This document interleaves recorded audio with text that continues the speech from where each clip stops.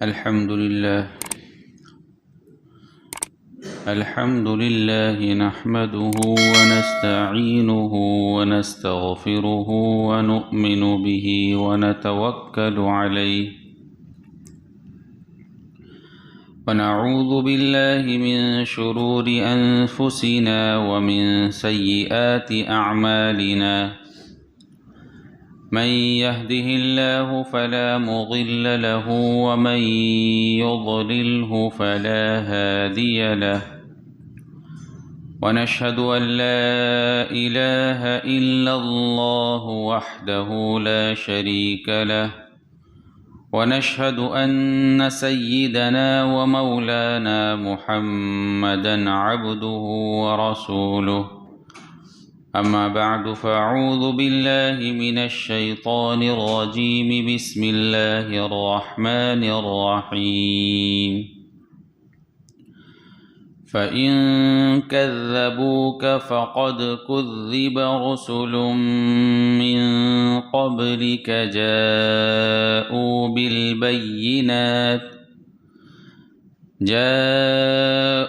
بالبينات والزبر والكتاب المنير۔ یہ سورہ آل عمران کی 184 نمبر کی آیت کریمہ ہے۔ اللہ رب العزت ارشاد فرماتے ہیں، اے پیغمبر، اگر پھر بھی یہ لوگ تمہیں جھٹلائیں تو یہ کوئی نئی بات نہیں، تم سے پہلے بھی بہت سے ان رسولوں کو جھٹلایا جا چکا ہے جو کھلی کھلی نشانیاں بھی لائے تھے، لکھے ہوئے صحیفے بھی، اور ایسی کتاب بھی جو حق کو روشن کر دینے والی تھی۔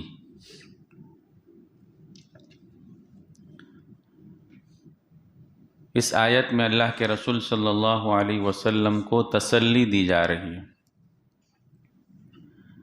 اس سے پہلی والی آیت میں ان کے مکر و فریب کو، یہودیوں کے مکر و فریب کو بیان کیا گیا تھا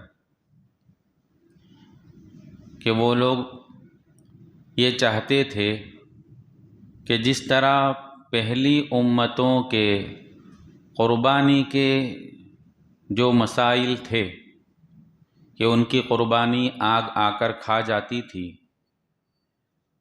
تو انہوں نے یہ بات رکھی تھی کہ اگر آپ کی قربانی بھی اور اس امت کی قربانی بھی اگر آگ آ کر کھا جائے تو ہم آپ کو تسلیم کر لیں گے۔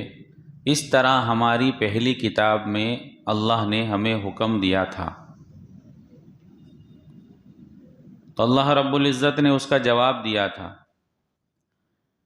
کہ اگر یہی بات تھی کہ اگر قربانی کو آگ آ کر کھا جاوے تو آپ لوگ اس کو مان لوگے، تو پہلے نبیوں کو کیوں نہیں مانا جبکہ ان کی قربانی کو آگ آ کر کھا جاتی تھی؟ تو اگر تم کو ماننا ہی تھا تو ان نبیوں کی باتوں کو مان لیتے، ان کو تسلیم کر لیتے، لیکن تم نے اس طرح نہیں کیا، بلکہ ان کو بھی جھٹلایا، یہاں تک کہ ان کو تم نے قتل بھی کیا۔ تو یہ لوگ جھوٹے ہیں، ان کا مکر و فریب ہے۔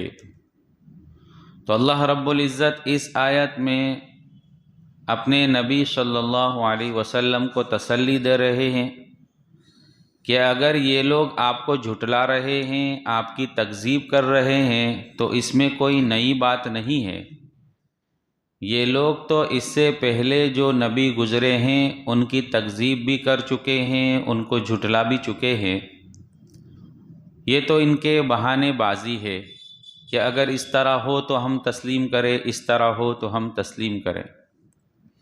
تو اللہ کے رسول صلی اللہ علیہ وسلم کو تسلی دی، اور پھر آگے کی آیت میں فرمایا کہ یہ دنیا تو مختصر سی زندگی ہے، ہر ایک کو دنیا سے ایک دن جانا ہے، دنیا میں کوئی باقی نہیں رہا، آج تک جتنے لوگ آئے ہیں ہر ایک دنیا سے چلے گئے، جتنے آنے والے ہیں ہر ایک دنیا سے چلے جائیں گے۔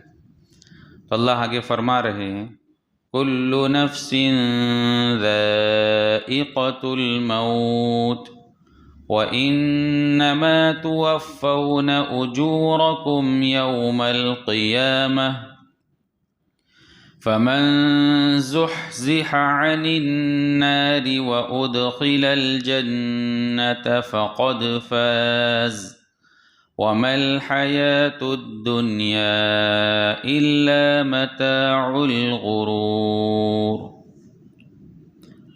ہر جاندار کو موت کا مزہ چکھنا ہے، اور تم سب کو تمہارے اعمال کے پورے پورے بدلے قیامت ہی کے دن ملیں گے۔ پھر جس کسی کو دوزخ سے دور ہٹا لیا گیا اور جنت میں داخل کر دیا گیا، وہ صحیح معنی میں کامیاب ہو گیا،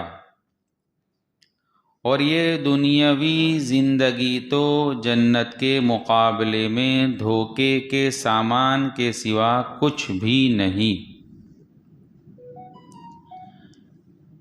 پہلی چیز ذکر کی کہ یہ جتنا بھی مکر و فریب کریں گے آخر دنیا سے چلے جائیں گے، اور ہر ایک جاندار کو، چاہے جنات ہو، انسان ہو، فرشتے ہو، اللہ کی ذات کے سوا ہر ایک کو ایک دن فنا ہونا ہے۔ باقی رہنے والی ذات صرف اللہ رب العزت کی ذات ہے۔ موت سے کس کو رستگاری ہے؟ آج وہ تو کل ہماری باری ہے، تو ہر ایک دنیا سے چلا جائے گا۔ یہ دنیا کی حیثیت اللہ نے اس آیت میں مختصراً ذکر فرمائی۔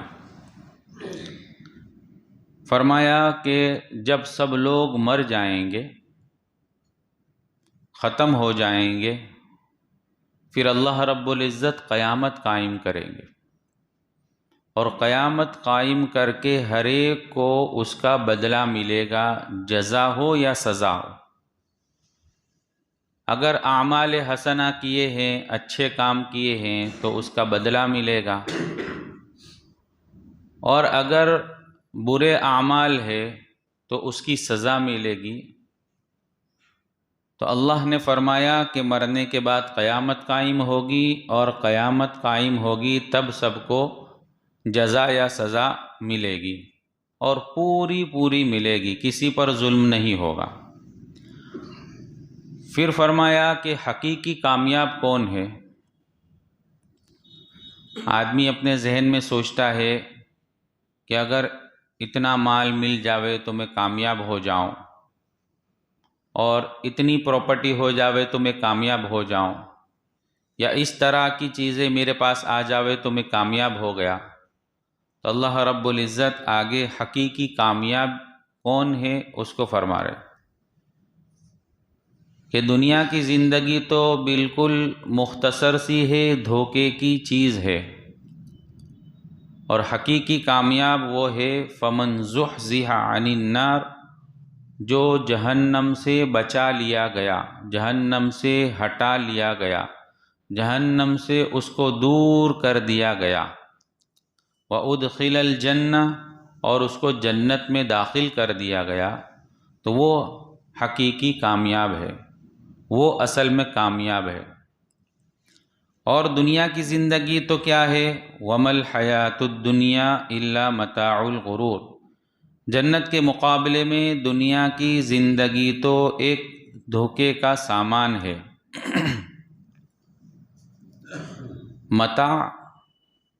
متاع اصل میں عربی میں کہتے ہیں ایسے کپڑے کو جس سے گندگی صاف کی جاتی ہے، جس کو ہم ہماری زبان میں کہتے ہیں مسوتا۔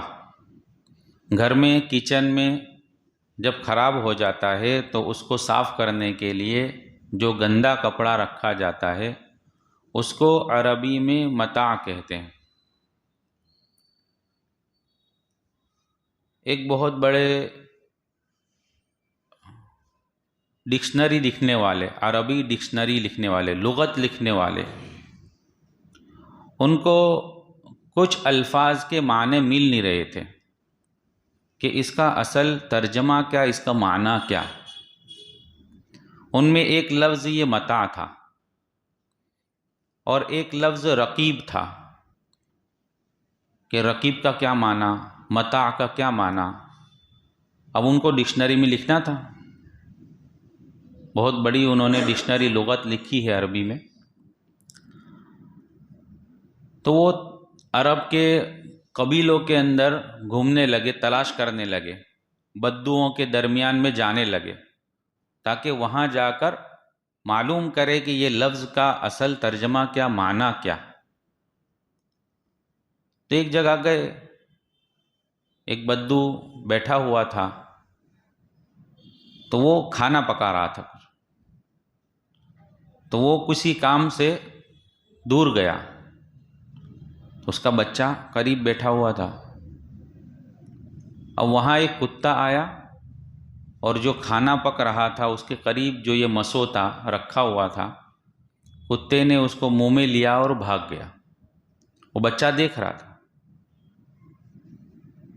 جب اس کا باپ آیا تو اس نے اپنے باپ سے کہا کہ جاء الرقیب واخذ المتاع، کہ کتا آیا تھا، جاء الرقیب، کتا آیا تھا، واخذ المتاع، اور متاع لے گیا۔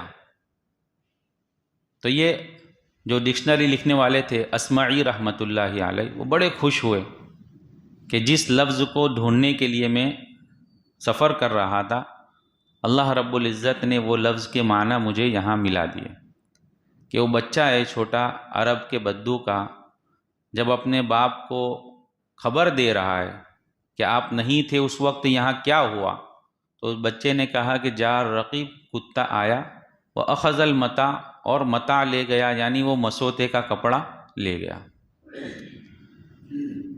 تو وہ بڑے خوش ہو گئے۔ تو متاع اصل میں کہیں گے وہ کپڑا جو گندگی صاف کرنے کے لیے ہوتا ہے، مسوتا ہو۔ تو یہاں دنیا کی زندگی کو بھی اللہ رب العزت نے متاع سے تعبیر کیا، وَمَا الْحَيَاةُ الدُّنْيَا إِلَّا مَتَاعُ الْغُرُورِ، کہ دنیا کی زندگی تو ایک دھوکے کا سامان ہے، جنت کے مقابلے میں اس کی حیثیت کچھ بھی نہیں ہے۔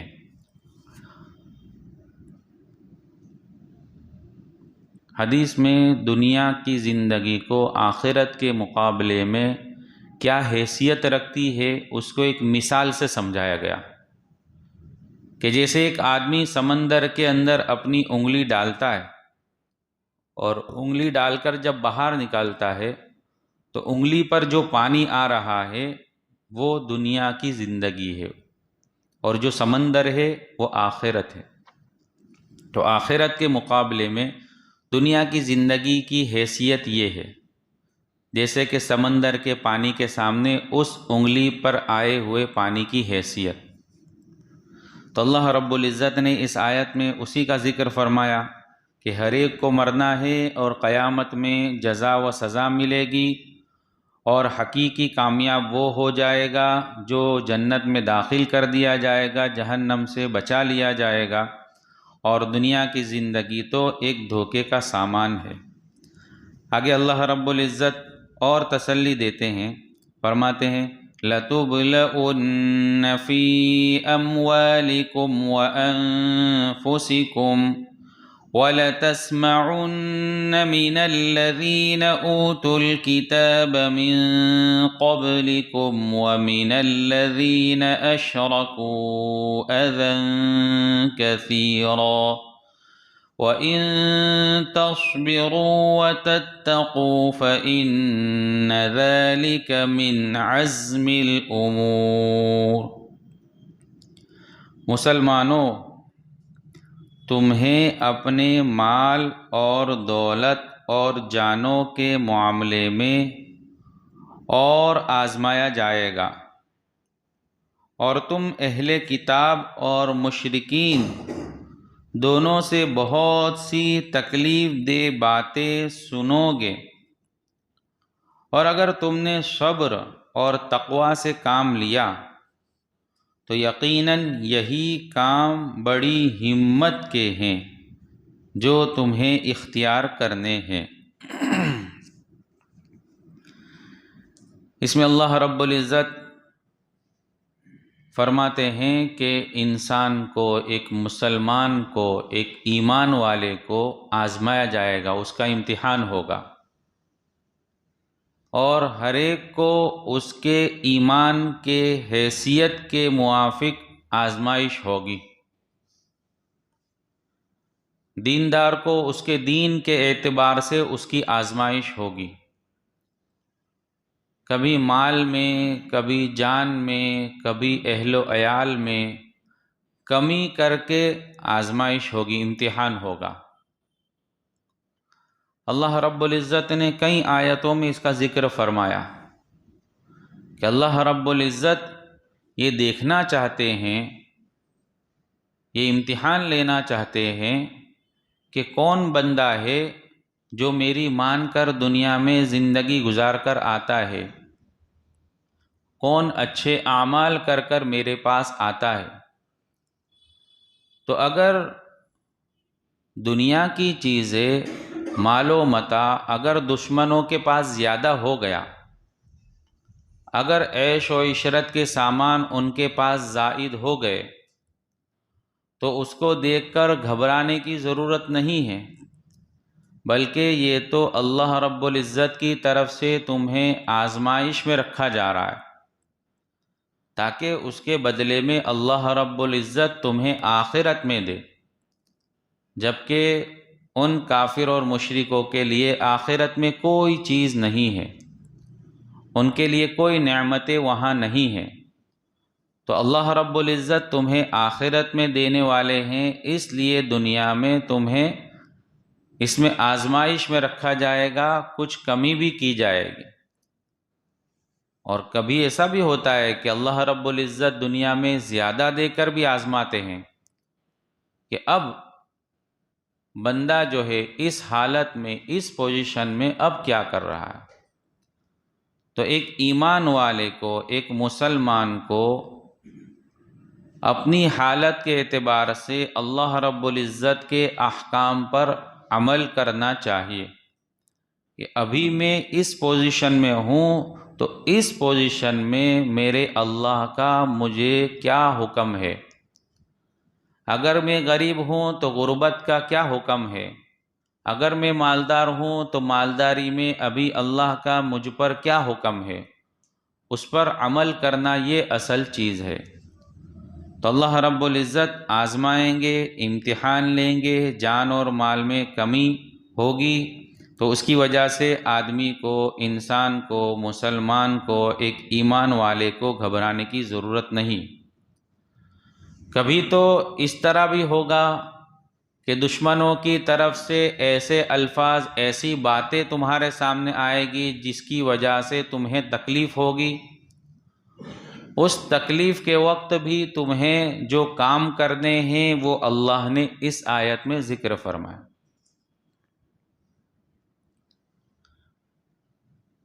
حضرت ابو بکر صدیق رضی اللہ تعالیٰ عنہ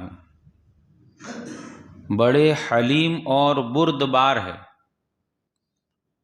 صبر کرنے والے ہیں، نرم مزاج ہے، لیکن ایک یہودی ہے جو راستے میں کھڑا ہو کر اللہ رب العزت کی شان میں گستاخی کر رہا ہے، جیسے اس سے پہلی والی آیت میں گزرا تھا کہ جب آیت نازل ہوئی کہ اللہ رب العزت کو قرض حسنہ دو، تو اس وقت یہودیوں نے یوں کہا تھا کہ تمہارا رب غریب ہو گیا اور ہم مالدار ہو گئے۔ تو ایک یہودی راستے میں کھڑے ہو کر زور زور سے یہ کہہ رہا تھا۔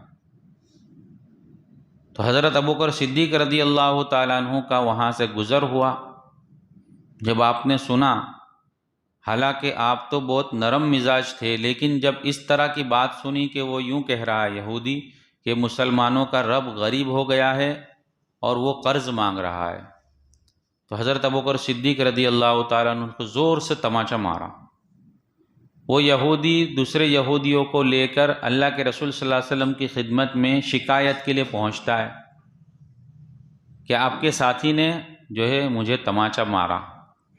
اللہ رب العزت نے اس وقت یہ آیت نازل فرمائی جس میں کہا گیا کہ دشمنوں کی طرف سے تمہیں تکلیف دی جائے گی اور اس طرح کی باتیں کہی جائے گی۔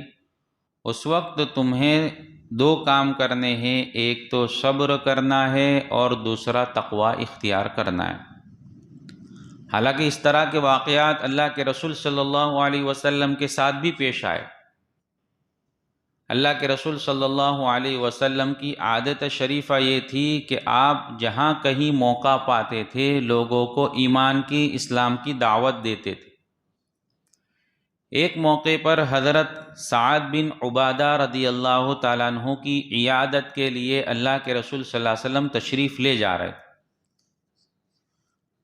آپ کے ساتھ حضرت اسامہ رضی اللہ تعالیٰ عنہ ساتھ ہے، آپ کی سواری پر سوار ہے۔